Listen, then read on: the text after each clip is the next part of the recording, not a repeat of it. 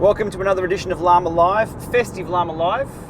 We're between Christmas and New Year's, and we're off to see the family. So, Lama Drives, this is. If you're new to the channel or a recent subscriber, these videos, which I call Lama Lives, should we call them Lama Drives now? I think we should call them Lama Drives. Okay, today, welcome to the first Lama Drives. Von and I, a year or so ago, we flicked the camera on in the car because we just talk bikes as we drive along. Whatever pops up, bikes, technology, what we've been up to. We turned the camera on for one of those and just uploaded that, and people watched. And people just sat around and talked bikes with us. So this is the thing. You can download these in MP3 or Alt-Tab to another window as we talk all things bikes that have happened in the last week or so and what topics pop up and anything else that pops up outside the window. We're in Ararat, Victoria, Australia. It's meant to be the middle of summer. It's currently raining. Yeah, I got my ride in already this morning though. So Festive 500, Von, how are you doing with your Festive 500? I'm feeling pretty festive, as you can tell by my antler reindeer earrings. Reindeer earrings, yes. And you have a bright red top on as well. That's right. Yeah, I'm feeling festive. My Festive 500 is well underway. I've got one day to go with only 40 kilometres to go. So you're on 460 kilometres? Something like that. I'd convert that to miles for our American friends. I don't have the ability to do that on the fly.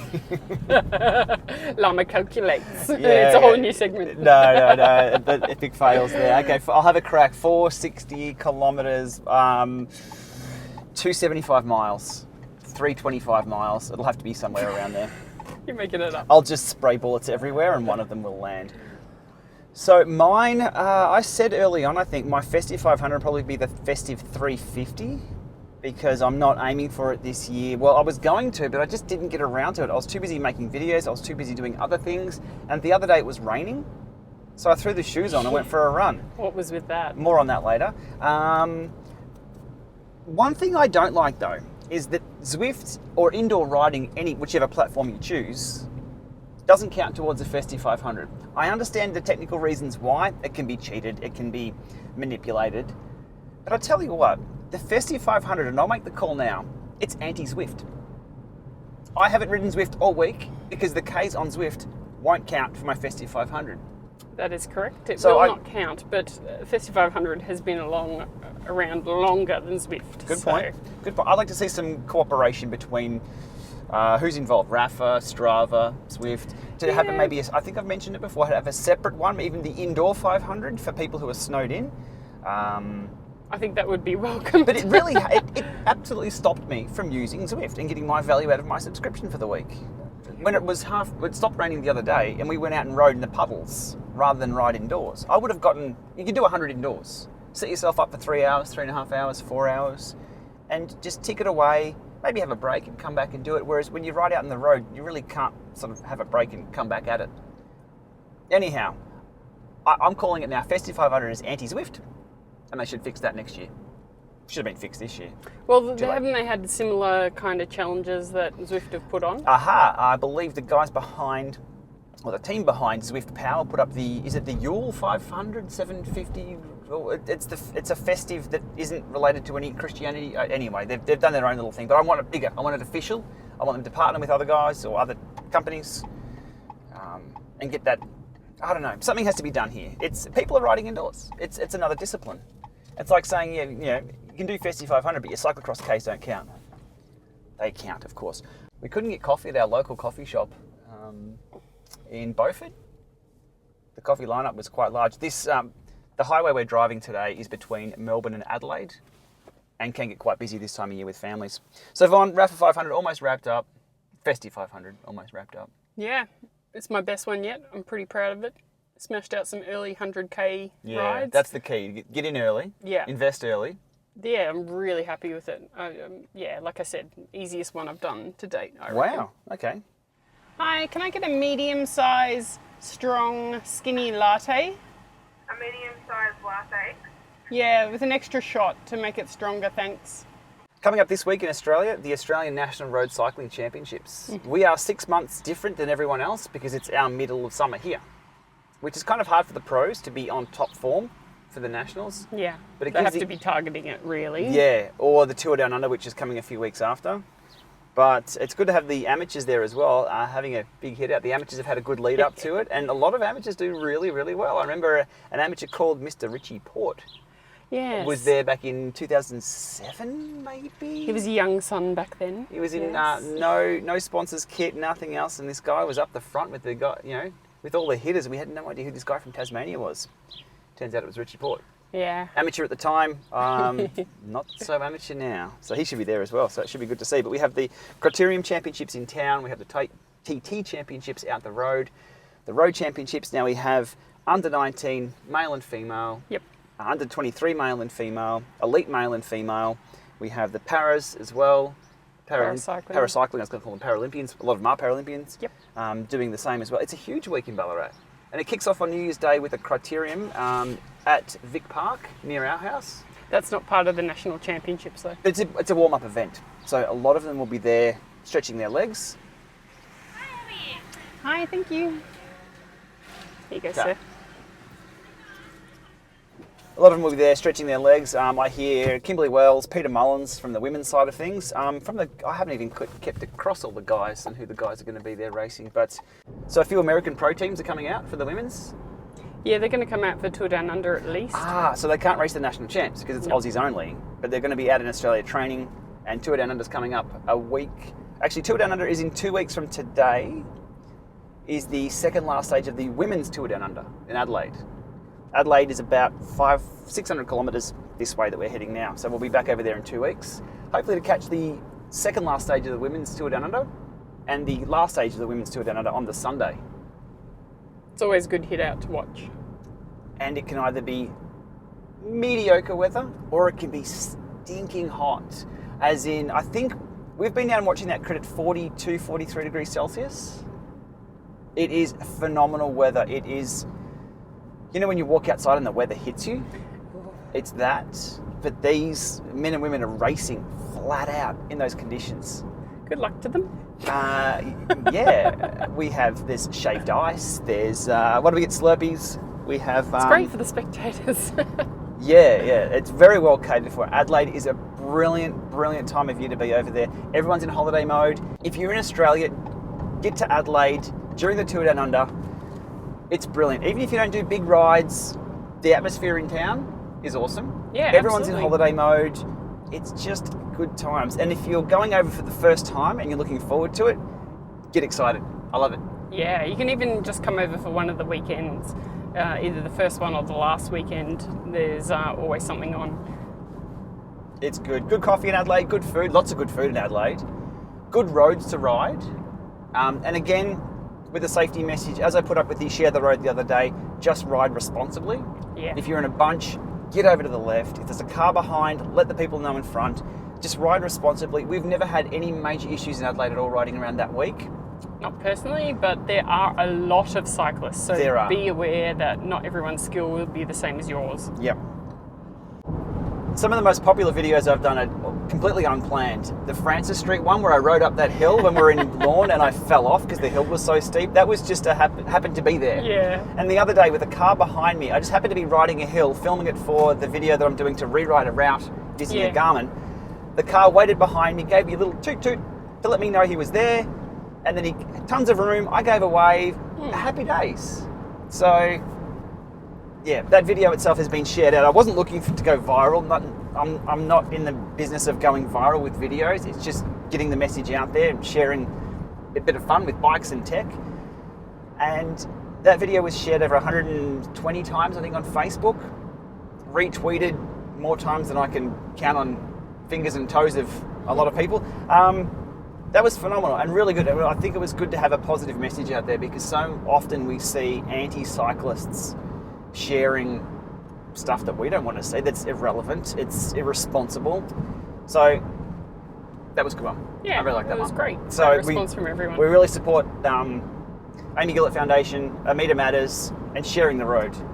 And yeah, it's a very passionate topic for a lot of people, and we've seen the result of not giving Amita Matters devastating consequences. Okay. Upbeat, Powerbeat. The video I put up yesterday comparing the Powerbeat single to the Vector 3s. Somebody mentioned in the comments that why bother with all this data, get your head out of the computers and enjoy the ride. They're not mutually exclusive. You can do absolutely both things at once. I enjoy technology, so I will always have that on my bike. I also enjoy riding up a beautiful country road with the butterflies. How many butterflies were there? They're amazing. They were everywhere. This time. Yeah. With my wife, getting to the top, having a bit of a sprint to see what the power meters are up to. So that's how I enjoy my cycling. And I know that's how a lot of other people enjoy their cycling as well. Von's got a power meter on her bike, but we did enjoy the ride. And if I had my nose stuck purely down into the computer, I wouldn't have seen the butterflies or my beautiful wife. So I guess to answer that comment, we do both. And we're happy with that. Another comment pulled up that the comparing two power meters of different types isn't quite the same. Absolutely, good point. It's a single-sided power meter versus a dual-sided power meter. They are different things, but at the end of the day, they do advertise that they give you the power that you're currently doing. They give you a power number on the bike. So in that respect, they are both one and the same. They both do the same task. Therefore, they should read very similarly. And they did. And that's what the video was about, to show that the inexpensive power meters are really knocking on the door of those very expensive power meters. Oh, dead route, Australia. But it's not all roses just yet with the Powerbeat. Wait for my full take on that. It wasn't just a simple install and get up and running and everything's happy days. It did take a little bit of work to get that reading right. With all our new rides and new ride options, with now living in a new city, Von's been planning some new routes. Yes, I've been trying to get a bit creative with my Festive 500 and different things to try and, make it a bit more interesting rather than just the same 40k loop each day. That 40k, if you're ever in Ballarat, come join me for that 40k loop. Slane did the other day. I'm not sure if you like. I love that loop. I'm not sure what. If you're in Ballarat, I'll take you out for my 40k loop. You're required to turn the handlebars 3 times. Four times. Maybe 5 if you have to start off out of the car park.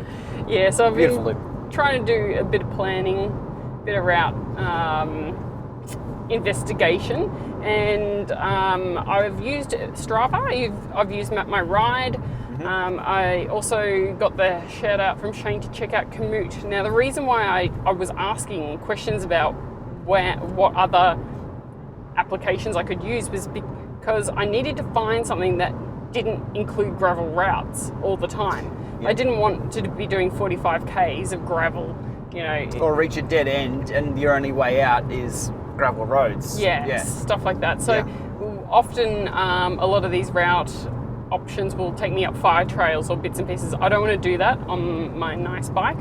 I want to be able to choose when I undertake a gravel sector on my ride. So the good thing about Komoot is it does list that out. I don't know how accurate it is on that yet, so I'm going to do an accuracy check on that. What I use to do that is, once I've mapped out a route, I usually check with Google Street View on those roads to verify what the condition of the road was at the time that the streets were photographed. So it usually gives you a pretty accurate representation of what's going on. So a few more rides coming up in the new year. Looking forward to it. With Komoot, when I first looked into Komoot, you have to unlock, if you're in Europe or America, you have to unlock certain regions and certain zones. I couldn't unlock Australia.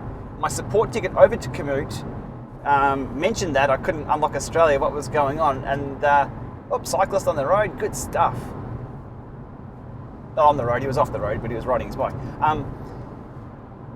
I don't know if you needed to unlock anything though. I didn't have to do anything. That's the secret. So anybody watching a few minutes into this video, we are about 15 minutes in or so. Komoot for Australia, I believe the secret is it's unlocked and free. So if you're looking for and I was told not to share that widely, so keep that to yourselves. Do check it out though. Somebody set up in Brisbane, they couldn't figure it out. And I had the same issue early on, and then I got the full premium and unlocked everything because I was using it quite a bit. So my account now has everything unlocked, but you were able to get the Komoot. Yeah, sign up with my Facebook login. Komoot. It's a Komoot. It must mean something in Dutch. Possibly. Comments below, let us know. Okay, cool. And it did work for you? Yeah. Awesome. Then also gave me another route to try from Ballarat to Melbourne that was fully paved. So my paintwork will thank me. Yeah. So Melbourne to Ballarat, it's a nice ride. 4.5 hours, 5 hours, 5.5, depending on the wind. It's a good route. For example, if we want to go down and visit Slane, or Slane come and visit us, or we've ridden up a few times to visit family and stay the night. But there's always gravel road or some nasty hills involved. So we're always looking for a better route. So yeah, maybe we find a better route with Komoot. Yeah. We'll give it a crack. But again, all about solutions. Speaking of nice bike, Von, we're going to have to cover your bike. After we covered Slane's bike the other day, I don't know what happened with that video. It was just two mates talking about their bike, or Slane's bike. And the views went really, really well. And the comments were fantastic. I think what I loved about that video, because again, I make videos that I like to watch. I just happen to be, I'll ask Slane about his bike anyway. So what I'll do, I'll just turn the camera on now and let everyone see about Slane's bike. But what people get to choose, when they get to choose best of breed, that's different to the pros, because the pros have to ride X, Y, or Z a lot of the time, or they're paid to talk about X, Y, Z in their contracts. When you talk to amateur cyclists, I'd have to say a top amateur cyclist, Slane's ripping out some pretty good power. He's always at the pointy end of a race. What do they choose when they can choose any product on the market? Nice. And that's what Slane chooses. Very nice bike, and he's also upgrading to the next version. So Von will cover your bike as well. I think your bike's very nice. I like my bike. And your bike has a name? What is with So you'll be that? able to check out what the name is in my Instagram. I don't think about naming my bike. I don't want to give my bike a personality. My bike is like a hammer.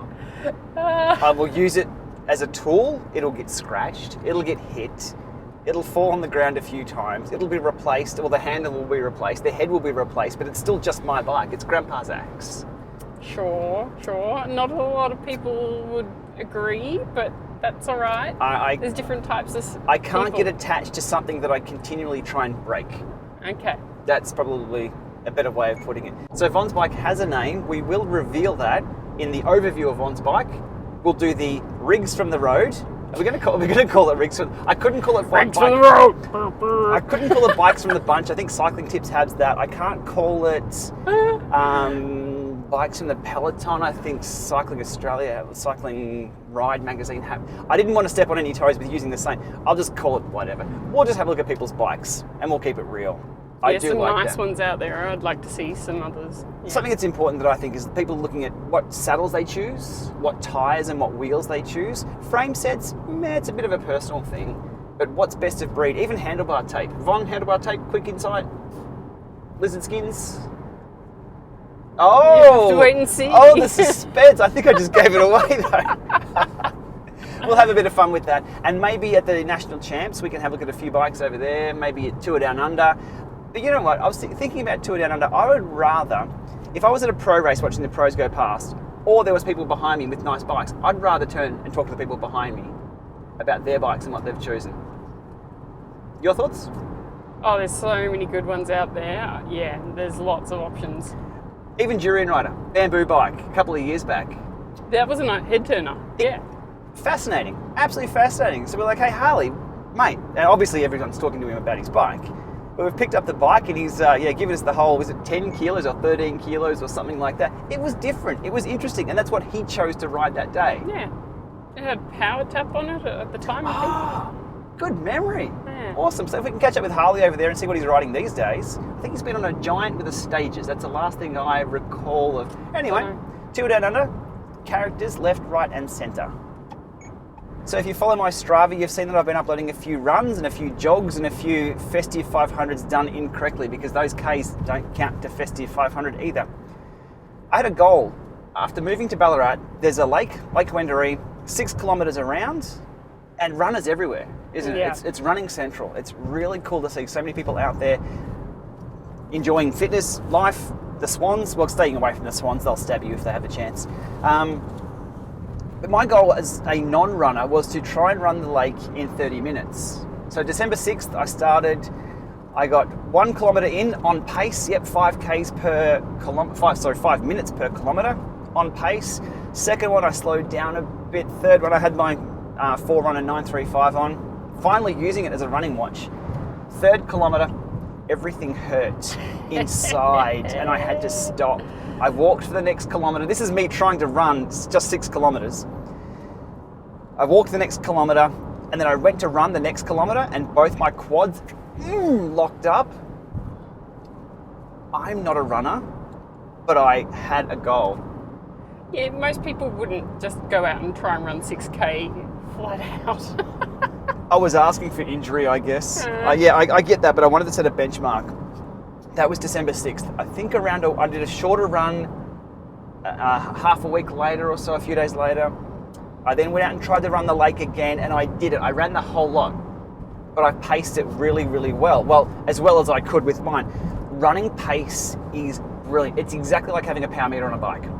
Okay. I knew exactly what pace I had to sit on. I couldn't hit the pace that I wanted. I ran it in 31 minutes and 40 seconds, I think. So I was still a little bit off. That was a week later, but I did run the whole 6Ks. And again, like a cyclist who wants to ride at 40 kilometers an hour or hit that 250 watts for their FTP or 300 for their FTP or whatever it is for your FTP, maybe 400 watts for 20 minutes. Everyone has a certain goal. And mine was the 30 minutes around the lake as a non-runner, but I bit off way more than I could chew. I called it Project 30, and Christmas Eve, I think, was it Christmas Eve? No, it was the 23rd of December.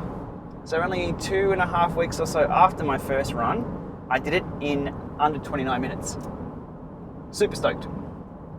That's awesome. So really happy with that. Goals, Vaughn, would you say goal orientated? Definitely. I've said it before with my intervals indoors, if there's no ride or event that I'm training for, I find it very, very hard to put power to the pedals. It's that end game, carrot dangling, what's my actual goal here? I admire people whose goal is just to be fit or just to be better than yesterday, and that's motivation enough. Having an event coming up or having a goal, that worked for me for running, and I was super stoked with that. So then I decided to go get some decent running shoes. Given I've achieved that goal, how quick can we go? So I've got a few other goals that I've set. So we went into the Ballarat Running Company in town. This was a really, really good experience for me, as in cycling we call them Freds, Hubbards, punters, amateur cyclists who are just still finding their way. We've all been there. I've got many, many photos that I won't share of me in mountain bike shorts, mountain bike shoes on a road bike. We've all been there. Until you get the confidence and knowledge, and I was that level walking into a running store.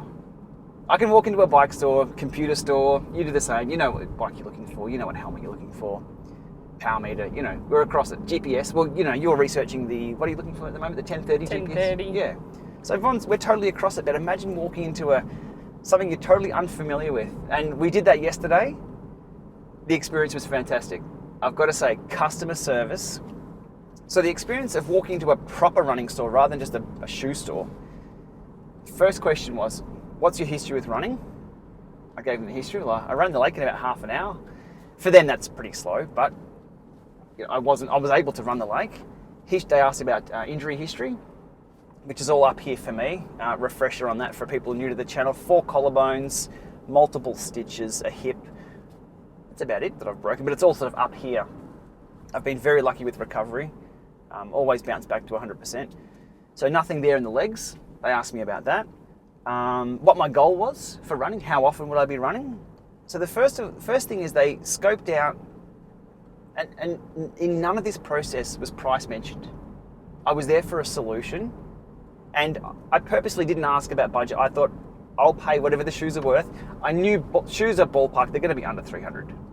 Now we pay 450 to 500 for cycling shoes, so running shoes, I was pretty safe it was going to be under 300, I hoped.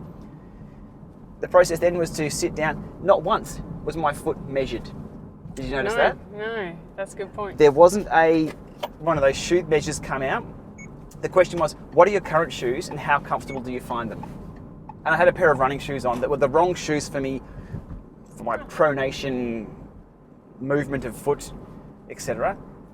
He looked at my foot, and I guess he had enough experience to go, okay, how's your current foot on that? He had a look at my existing shoe, probably the and he knew what size shoe to have to bring out. Again, I just sort of sat back and went, this guy knows his shit. Yeah, it was great. He was also a triathlete, so we started talking bikes. He runs a Giant Trinity and has a terrible home trainer, which I was trying to talk him into getting an upgrade, as I do.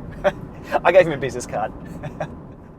But from there, it was running on the treadmill with my current shoes. Yep. Slow-mo footage of that. Barefoot on the treadmill. And then I had a chance to try 3 different shoes to try on. Again, this wasn't about the colour of the shoes. It wasn't about the brand of the shoes. The fit was good. They had the fit nailed. And then slow-mo footage of that. And then he said, well, which one do you like of the 3? Which one feels more supportive of your running?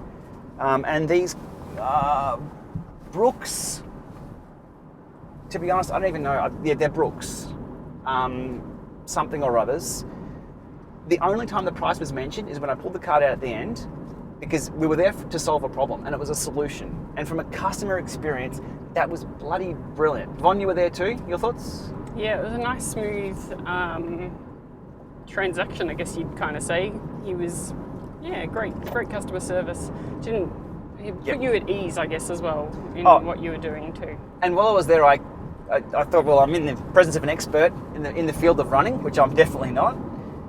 I spotted the watch that he had on. It was a 235 Forerunner. I asked him about foot pods. Being involved in Zwift running and seeing, as an observer of Zwift running, people getting into the virtual running side of things, everyone's talking about foot pods for pace tracking. So I said to the guy in the running store, foot pods, what are your thoughts? Are people using them? Do you sell them here? He sort of looks at me strange and says, mate, GPS, that's all you need. That's all we ever use. And then he compared running a foot pod to somebody running like a cat-eye computer with a magnet on the front wheel, like a $40 bike computer. Right. He said, my mum would run a foot pod if she doesn't have a GPS. I'm like, very interesting. But similarly on the shoe tracking in Strava. Exactly. So I started talking to him about the data that I've been pulling out of Strava and what shoe brands around different parts of the world. And he was pinging me about that because we've done the Boston Marathon, London Marathon, New York Marathon, Melbourne, some city to surf runs and things like that. We had a look at the data and the shoe data from that. And he said, that's interesting. A lot of people would never bother about entering their shoe type into Strava, that's the problem there because it's not automated for the shoe data. But back onto the pod stuff, I really thought, like running a speed and cadence sensor on a bike, it's more accurate than GPS because it's instant rather than waiting for satellites. But not the case with running pods. So running pods are, I guess, only used for indoor tracking. Yeah. More accurate indoor tracking once calibrated, but outdoors, everyone's on these. Interesting stuff. I also mentioned about running with power, what he thought of that, as being into tech and all that.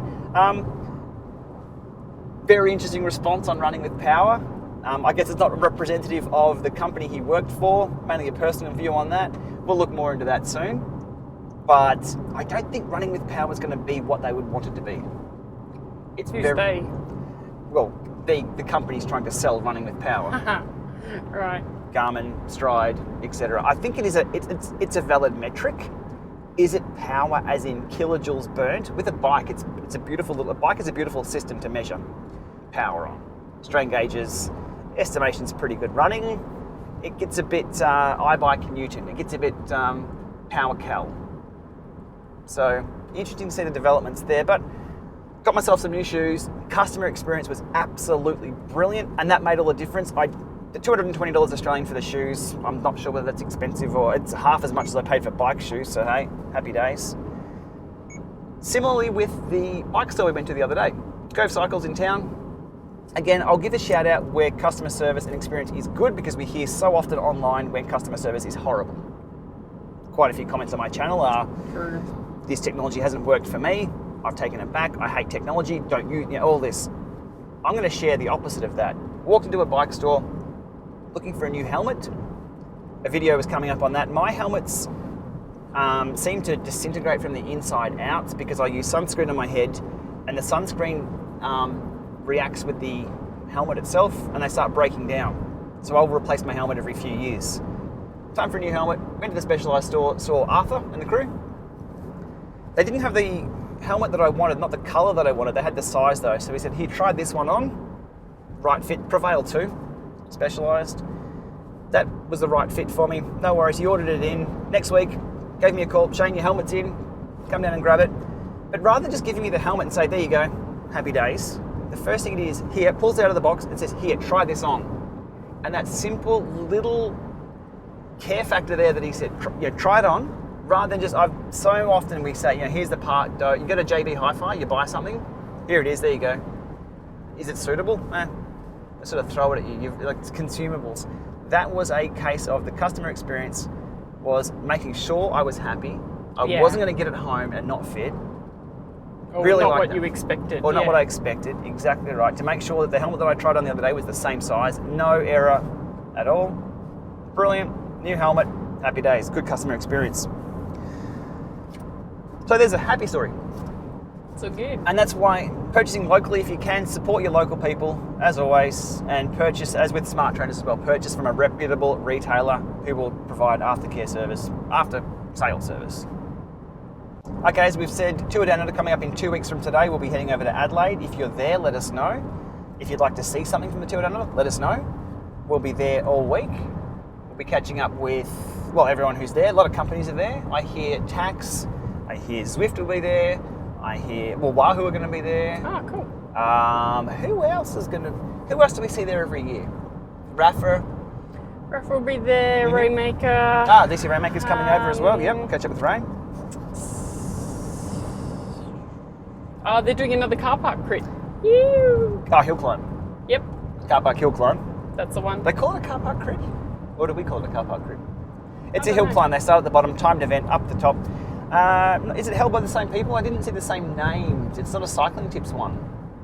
It's the Wilson's car park / something or other. Anyhow, it's always a good event. So we'll be that. I think that's on a Saturday. Yeah, right at the end of the week. Details on Facebook. A lot of people come over just for the final weekend, which is the Wollonga stage on the Saturday and the final crit on the Sunday in town. Yeah. The Wollonga stage is absolutely off the charts. It is a Tour de France style stage Definitely. with the amount of people that are involved. And it's a good one. So if you're not capturing it live, capture it on a live stream somewhere. That'd be pretty cool to see. Richie Port, what are your thoughts? Is he going to rip? Smash it! He is an absolute king of Wollonga. The last 2 years or more, he's just ripped it on the last lap, the last couple of Ks at Wollonga. Oh, it's awesome stuff.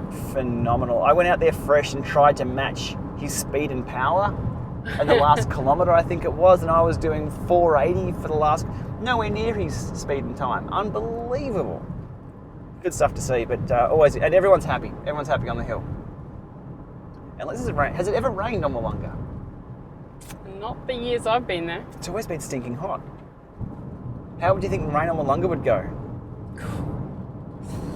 Well, the descent off the back of it would be interesting. There is a drop there. I'm not sure what the name of the road is called, but that's where they do hit 90, 95, maybe touching 100 kilometres an hour coming off the back there. It goes up around a range and comes down the hills.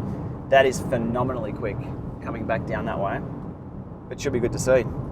Anything else, Vaughn? I think we're almost done for the day. There's a lot coming up. I've got the XKD power meter to look into. As mentioned, the Powerbeat G2 to present on that. Tell people about my experience of it, which hasn't been smooth sailing, but should be good to look into. Are you going to touch more on the Garmin pedals? Absolutely, I'll be touching more on the Garmin pedals. Still no resolution on the wonkiness in erg mode, but what I'm going to do is start from scratch. Pedals off the bike, all new, reset everything. Okay. Reset, start again. What was happening on the Garmin pedals, I was finding I could separate them from the power in erg mode only using a high cadence. Outside, they've been brilliant. Inside, just riding along, JRA tests, brilliant. Tracking very well. But in erg mode's a beast. Erg mode is a beast. So I'll be looking more. Erg mode, oh. Yeah. Well, I haven't been on the trainer for a week, so I've been well away from erg mode. It's been great. No one you've been happier. I've been running in the rain. All good. Okay, we'll leave it there. More videos to come, more adventures to come. There's a ton of stuff happening. January is going to be flat out. Hopefully I can still do a mix of technology, products, things, things I'm tinkering with, as well as getting outside and doing the general, I don't like to call it vlog lifestyle stuff. Not really what I'm up to these days, but it's about enjoying bikes. And hopefully I can share that in a creative way that people will enjoy. So if you're a new subscriber to the channel, thanks for coming along. I have different playlists that all these videos will get filtered into. And if you're one of the 66% of people who aren't subscribed, who watch my stuff, hit subscribe, helps with the channel growth and helps me produce more videos about more stuff and do more things. And you get notified when the next ones are up. And more Von, always more Von. Looking forward to your bike review coming up. Should be good. Cool, cool. All right, everybody, have a great day and we shall see you very soon. Thanks, Von. Thanks, everyone.